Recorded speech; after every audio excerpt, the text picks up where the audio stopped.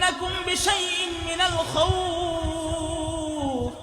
আল্লাহ তাআলা ঈমানদার বান্দা বান্দীদেরকে তাকিদ দিয়ে বলতেছেন, নাবলুওয়ান্নাকুম, আমি আল্লাহ তাআলা তোমাদেরকে পরীক্ষা করব। বিশাইইন মিনাল খাউফ, কিছু ভয়ের মাধ্যমে। তোমাদের উপর ভয়ের হুমকি আসবে, জীবনের হুমকি আসবে, কিন্তু আল্লাহর ভয় যার অন্তরে থাকবে সে কখনো আল্লাহর ভয়ে সে কখনো দিনকে ত্যাগ করবে না। কথা বলেন ঠিক কিনা? আল্লাহ তাআলাকে ভয় করবেন।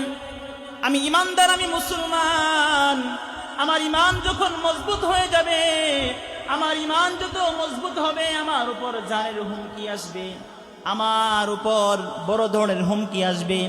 কোরআনের পক্ষে কথা বলার কারণে, সত্য পথে কথা বলার কারণে, হক পথে কথা বলার কারণে আমার উপর ভয় আসবে, কিন্তু দুনিয়ার সামান্য ক্ষমতার টাকার ভয়ের জন্য আল্লাহর ঈমান থেকে পিছপা হওয়া যাবে না। কথা বলেন ঠিক কিনা?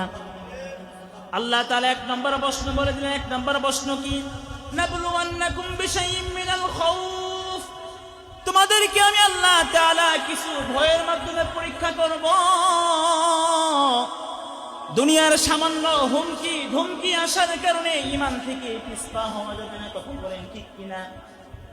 আল্লাহ তাআলা দুই নম্বর যে আমাদের পরীক্ষা করবেন, দুই নম্বর প্রশ্ন বলতেছেন ওয়াল জুই, আল্লাহ তাআলা ক্ষুধার মাধ্যমে পরীক্ষা করবেন।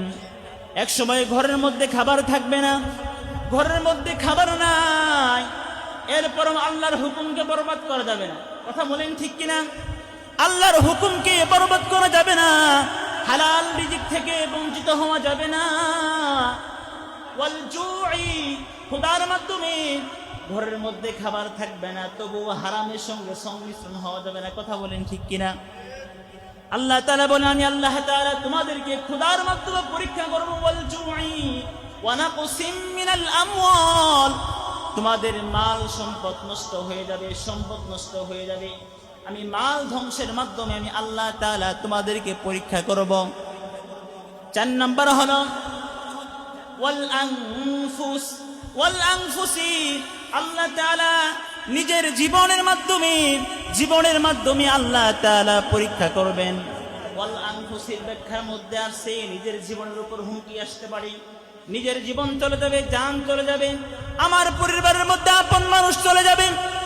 আল্লাহর কাছে এগুলি সবর করতে হবে।